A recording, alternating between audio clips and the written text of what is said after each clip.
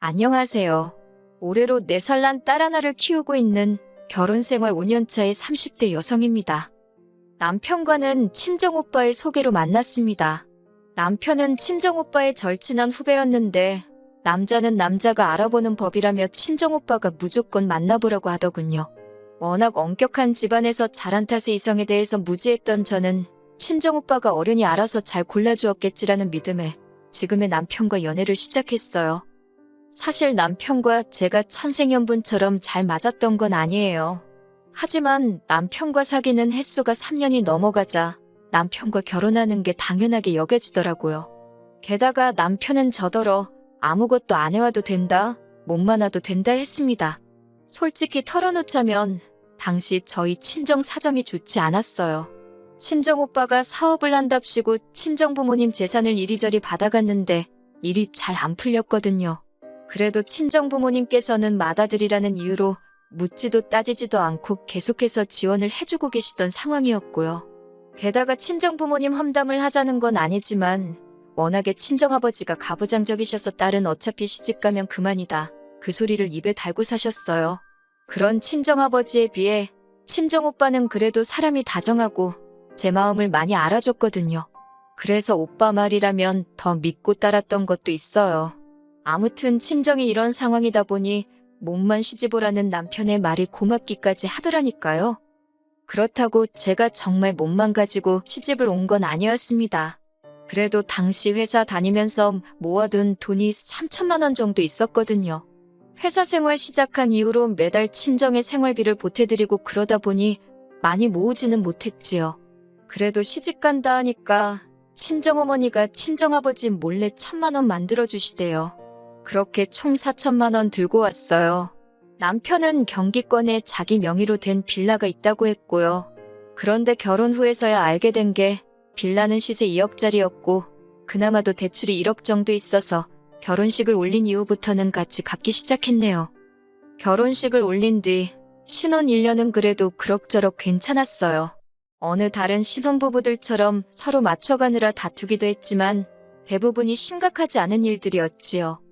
그러다 제가 임신을 하면서 생각지도 못한 이야기를 듣게 되었습니다. 제 임신 소식을 들으신 어머님께서 학가를 제안하셨거든요. 같이 살면서 당신이 제 산후조리도 해주고 아이도 봐주겠다는 말씀이셨는데 솔직히 내키지가 않았네요. 시부모님에 대해서 조금 이야기를 해보자면 아버님께서는 저희 부부가 결혼식을 올리고 얼마 지나지 않아 지병으로 세상을 떠나셨어요. 사실 워낙에 건강 상태가 좋지 못하셨기에 오래 버티지 못하실 건 알고 있었지만 저희 예상보다 빨리 세상을 떠나셔서 저를 비롯한 모두가 충격이 컸지요. 그리고 아버님과 금슬이 좋으셨던 어머님께서는 하루가 다르게 어두워지시더니 급기야 우울증 증세를 보이기 시작하셨습니다. 저희를 앞에 앉혀두고도 당신이 무슨 이야기를 하고 계셨는지 깜빡하시기가 일쑤였고 이후로도 걸핏하면 멍하니 하루 종일 창밖만 보고 계셨습니다. 반년쯤 지나 어머님의 생신 때는 제가 차려드린 밥상을 보시고는 엉엉 우시다가 갑자기 밥상을 발로 걷어차셨는데 남편도 신우도 어머님의 그런 과격한 행동은 처음이라며 꽤나 당황해야 돼요. 상을 차린 저는 저대로 서운하고 서러워서 눈물을 흘렸고 집안 망신이다 싶었지만 아는 지인에게 털어놓으니 그거 우울증 아니냐입니다. 그래서 남편과 신우에게 어머님을 모시고 병원에 가보자 했어요. 그런데 그 말을 들은 신우가 네가 뭔데 우리 엄마를 미친 액수 취급을 하냐고 다짜고짜 화를 냈습니다. 남편도 저더러 걱정해주는 건 고마운데 어머님은 멀쩡하고 오히려 이런 이야기를 하는 제가 어머님께 상처를 준다는 식이 돼요. 무엇보다도 어머님 본인이 병원 가길 거부하셨기에 적절한 치료는커녕 상담조차 이루어지지 못하고 있었습니다. 사정이 그렇다 보니 솔직히 산후조리고 앞으로 태어날 아기고 어머님께 맡기는 건 부담스러웠고 꺼림직했어요. 하지만 이런 제 마음을 알아줄 것 같던 남편마저 모처럼 어머님의 의욕적인 모습에 한껏 들떠 있었기에 결국 저는 남편을 설득하지 못했습니다. 하지만 다행이라고 해야 할지 금세 또 며칠 만에 어머님께서 기분이 안 좋으시다며 학가는 안 하겠다 하시대요. 주변에서 하는 말이 집까지 팔고 아들네 들어갔는데 아들 며느리가 구박하면 서러워서 못 산다고 했다나요. 듣고 있는데 저도 남편도 좀 황당했다고 해야 하나? 동시에 마음에 병이 있어서 그러신 거니 안타깝기도 하고 학가는 피했다 생각하니 다행이다 싶기도 했고요. 아무튼 결국 산후조리도 아이 봐주는 것도 다 없던 일이 되었습니다. 이후로 아이가 태어났고 저는 얼마 지나지 않아 다니던 회사를 관뒀습니다. 원래 회사를 다니는 동안 부업으로 번역일을 하고 있었는데 언젠가부터 번역일로 버는 돈이 출판사 월급하고 비슷해졌거든요. 게다가 회사는 출퇴근을 해야 했지만 번역일은 집에서도 할 수 있었으니 여러모로 번역일이 저에겐 나은 옵션이었어요. 그런데 이때부터였어요. 남편이 저와는 상의도 없이 걸핏하면 어머님을 일주일이고 한 달이고 저희 집에 계시게 하더라고요. 그래놓곤 한다는 소리가 어머님 혼자 얼마나 쓸쓸하시겠냐면서 저라도 있는 저희 집에 와 계시면 좋을 것 같다고 저더러 이해를 해달래요. 오신 김에 손녀도 봐주실 테니 분명 저에게 도움이 될 거라면서요. 하지만 실상은 그렇지 못했습니다. 어머님은 저희 집에 오시면 손님이자 상전이셨어요. 절대 당신 손으로 뭐 하나 하시는 법이 없었습니다. 일례로 손녀인 제 딸이 울건 어쩌건 기저귀 한 번을 안 봐주시더군요. 뿐만 아니라 어머님 눈에는 당신 아들은 아침부터 밤까지 밖에서 일을 하는데 며느리인 저는 집에서 편하게 일하니 그 모습이 어지간히 꼴보기가 싫으셨던 모양입니다. 그래서인지 툭하면 빨래 안 하냐, 청소 안 하냐, 음식 안 보냐, 뭐 안 하냐? 솔직히 처음에는 저랑 둘이 있는 게 어색해서 무슨 말을 하셔야 할지 몰라서 저러시나 싶기도 했고 아니면 단순히 말상대가 필요해서 그러신가 싶기도 하고 어쩔 줄 모르겠더라고요. 하지만 막상 어머님 말동무라도 해드리려고 하면 매사 시큰둥하시고 들은 채도 안 하시대요. 손녀인 제 딸에게도 그다지 관심이 없으셨고요. 솔직히 저도 사람이라 그런 어머님과 있으면 숨이 다 막히는 것 같았고 한마디로 살갑게 대해드리기가 어렵더라고요. 결국 그렇게 어머님이 저희 집에 옷가 계시기를 수십 차례, 세월로 2년이란 시간이 흘렀습니다. 참다 못한 남편에게 제가 어머님이 오실 때마다 일은 일대로 못하고 거기다 육아에 살림에 어머님 식사 준비까지 힘들어 미쳐버릴 것 같다고 소리를 쳤어요. 2번 다시 모시고 오지 말라고 그때는 어머님께 직접 이야기하겠다고요. 솔직히 바보같이 들리겠지만 그전까지만 하더라도 남편한테 이거 싫다 저거 좋다 뭐 강하게 이야기해본 적이 없어요. 특히 어머님에 관해서는 어머님은 환자라고 생각했고 남편은 그런 환자의 아들인 만큼 제가 맞춰주는 게 맞다고 생각하고 배려했지요. 그런데 이러다간 정말 내가 먼저 우울증에 걸려 죽겠구나 싶더군요. 그래서 처음으로 남편한테 큰 소리를 냈더니 남편도 꽤나 놀란 눈치대요. 하지만 그 약발이 오래가지는 않았습니다. 그렇게 큰 소리가 오가고 2달쯤 지났던 어느 날이었어요. 그날도 평소처럼 어린이집에 있는 아이를 데리러 가고 있었는데 신호를 무시한 채 달려오던 자동차에 제가 그만 치이고 말았지요. 그리고 급하게 찾은 병원에선 인대가 파열되어 수술까지 할지도 모른다는 이야기를 듣게 되었네요. 이후로 다행히 다시 찾은 병원에선 일단은 주사치료와 재활운동으로 대체해보자는 이야기를 들었지만요. 하지만 수술은 피했다고 하더라도 제 마음이 여러 가지로 복잡했습니다. 생각지도 못한 사고와 부상은 저로 하여금 이런저런 생각을 하게 만들었어요. 그러면서 동시에 제가 살아온 시간도 되돌아보게 하더라고요. 결혼한 첫 해를 제외하곤 하루하루를 일만 하고 애만 키우고 어머님 비위 맞추고 참 힘들게 살았다 싶더라고요. 그런데 그런 와중에 남편이 저더러 한다는 소리가 어머님을 2달 정도 모셔오고 싶답니다. 어머님이 요새 발목이 시큰거려 제대로 걷지도 못하겠다고 그러신대요. 참고로 저희 어머님 과장해서 말하는데 일가견이 있으신 분입니다.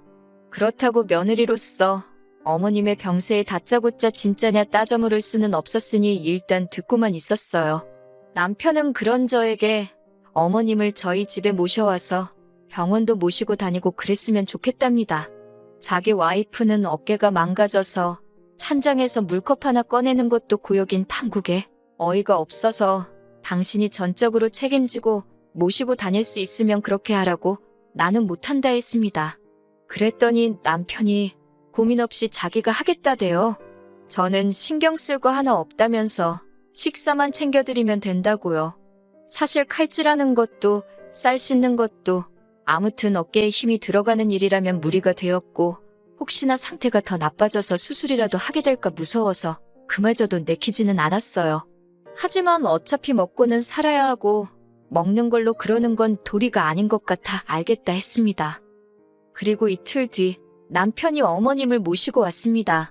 어머님 댁은 참고로 저희 집에서 차로 1시간 거리에 있어요. 다니기로 한 병원까지도 차로 1시간 거리로 저희 집에서 가는 것과 별반 다르지 않지요.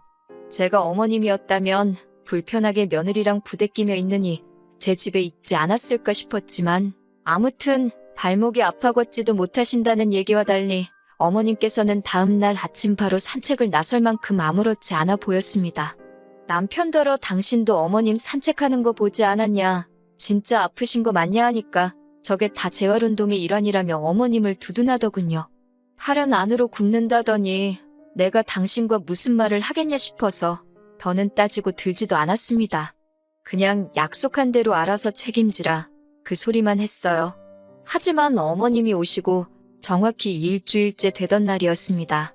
남편이 급하게 출장 일정이 잡혔다며 저더러 3박 4일 동안 어머님을 부탁한다는 거예요. 저는 단칼에 거절했습니다. 어머님이 오신 이후로 반찬 타박을 어찌나 하시는지 평소 남편과 제가 먹는 것보다 2배, 3배 많은 메뉴를 그것도 몇 끼마다 해대고 있었거든요. 그리고 당연히 그러한 부엌일이 제 어깨에 큰 무리가 되고 있었고요. 그것도 속상해 죽겠는데 어머님까지 모시고 병원에 가라니 내 어깨 재활치료 받으러 가는 것도 힘들어 죽겠는데 못한다 했습니다. 정 뭐하면 신우한테 부탁하라고 쏘아붙였어요. 신우는 저희 집에서 차로 20분 거리에 살고 있었거든요. 하지만 남편은 말로만 알겠다 하더니 출장을 가는 날까지 기어이 가타부타 말이 없더군요. 그리고는 그냥 어머님을 두고 출장에 가버렸어요. 완전히 이건 뭐 저한테 마치 네가 시어머니 모시고 병원에 안 가고 백이냐는 선전포고나 다름없게 느껴지더라고요. 그래서 안 갔습니다. 이렇게 막무가내로 나오면 통할 줄 알았다는 게 어이가 없었으니까요. 그리고 남편이 출장에서 돌아온 날 어머님은 정말 버선만 안 신으셨지 남편 맞이하시는 모습이 정말 버선발로 뛰어나가시는 모양새였습니다. 남편을 붙들어 앉히시곤 당신 발목도 아프고 머리도 아프고 등도 아프고 그런 어머님을 보더니 남편이 저더러 병원 안 모시고 갔냐고 묻대요. 그리고 그 질문을 들은 순간 얼마나 열이 받던지 당신 눈에는 어깨 때문에 옷 갈아입는 것도 힘겨워하는 나는 안 보이냐고 따졌어요. 하루 종일 삼시세끼 칼질에 대고 상차리고 그 와중에 애보고 일하고 알아줄 거 아니고 도와줄 거 아니면 최소한 사람을 긁지는 말라고 화를 냈지요. 그랬더니 어머님께서 왜 당신 아들한테 소리를 지르냐며 네 팔이 그 모양인 게 내 아들 탓이냐고 생기다 말게 낳은 네 부모한테 따지라며 고래고래 소리를 지르셨습니다. 그리고는 당장이라도 절 때릴 기세로 저에게 다가오시는데 남편이 순간 어머님을 막아서면서 그런 게 아니라고 하대요. 하지만 어머님께선 갑자기 엉엉 우시면서 당신 아들이 불쌍하답니다. 결국 참다 못한 저도 그동안 속에 있던 말을 끄집어냈습니다. 제가 하나하나 적지는 못했지만 그동안 저희 집에 계시면서 어지간히 저를 깎아내리셨거든요. 툭하면 야너 부르시는 건 기본이었고 그렇게 제가 해드리는 밥 드시면서도 손녀인 제 딸한테 내복은커녕 양말 한 짝 안 사주셨지요. 꼴랑 4천만 원의 예단도 제대로 안 해왔다며 사람을 어찌나 면박을 주셨는지 어머님더러 2억짜리 빌라 그나마도 1억이 대출인데 그리고 집도 누가 사야 돈이지 그 종이에 이름만 올라가 있다고 그게 돈이냐고 저도 그동안 꾹꾹 참았던 말들 다 쏟아냈습니다. 어머님 비위 맞추는 거 힘들고 어머님 성격 정말 이상하시다고 그렇게 싫으면 오지 마시지 누가 반긴다고 꾸역꾸역 와서 성질이시냐고요. 그러자 어머님이 정말 저를 잡아먹을 듯이 노려보시더니 시엠이 알기를 우습게 안다면서 처음에 자기한테 우울증 어쩌고 할 때부터 딱 알아봤답니다. 제가 지금 어머님을 정신병자 취급을 하는 거라나요. 어머님이 어찌나 악을 쓰고 우겨대는지 정말 저까지 정신이 하나도 없었네요. 결국 남편이 신우에게 전화를 걸었고 얼마 지나지 않아 신우와 신우 남편이 쫓아왔습니다. 신우 남편이 어머님을 모시고 나갔고 신우는 저더러 어찌됐건 시어머니인데 그거 비위 좀 맞춰주는 게 어렵냐면서. 그래서 그러면 언니가 모시고 가라니까 한다는 소리가 자기는 모셔도 자기 시부모님을 모셔야 할 판이지 친정어머니를 어떻게 모시냐고 툴툴거려요. 그러면서 신우도 어머님이랑 똑같은 소리를 하대요. 자기 동생이 장가갈 때 집까지 해갔는데 어머님 좀 모실 수 있는 거 아니냐고. 그러자 이번엔 남편이 나서서는 집 얘기 좀 그만하라고 쪽팔린다며 화를 내더라고요. 한참의 실랑이 끝에 일단은 어머님이 신혼에 있다가 당신 집으로 내려가시기로 이야기가 되었습니다. 상황이 일단락되고 나자 남편이 저더러 일단은 미안하다면서 저한테 이해를 좀 해달라대요. 자기 어머니는 환자라면서 그렇게 제가 병원에 모시고 가자 할 때는 멀쩡하다더니 이제 와서 환자라고 저한테 사과를 해달랍니다. 저는 사과 못한다고 했어요. 나더러 매번 이렇게 참고 살라는 거냐고. 그렇게는 못한다고요. 그러자 남편이 그러면 어쩌냐입니다. 자기는 자기 어머니 불쌍해서 모른 척하고는 못 살겠다고요. 그래서 그러면 당신이 어머님 댁에 내려가서 어머님하고 둘이 한번 지내보라 했습니다. 나는 이 집에서 딸하고 둘이 지낼 테니까. 그렇게 한 3주나 지났을까요? 남편한테 연락이 왔습니다. 자기가 생각이 짧았다며 무조건 미안하대요. 자기 어머니지만 이렇게 까다롭고 상대하기 어려운 분인지 몰랐다면서 저더러 고생이 많았겠다고 그래요. 그래서 남편과 저는 극적으로 화해를 했습니다. 그리고 남편이 신우에게도 저에게 이야기한 것과 똑같이 얘기를 했답니다. 자기 와이프, 그러니까 제가 얼마나 고생을 했을지 누나는 상상도 못할 거라면서 이제 누나도 누나 할 도리는 하고 살라고 했다고요. 실제로 어머님도 당신 아들하고 둘이 있으니 순식간에 집안일이며 뭐며 다 당신 몫이 되었던 모양입니다. 저랑도 사이가 안 좋지. 아들 하나 보고 살자니 당신이 할 일이 너무 많지. 그래서 이후로는 저희는 안 찾고 신우만 찾으시더라고요. 진작에 왜 이 방법을 쓰지 않았을까 생각하면 허무할 정도로 상황은 순식간에 해결이 되었습니다. 남편도 이제는 저를 이해하고 어머님을 병원에 모시고 가려고 노력 중이에요.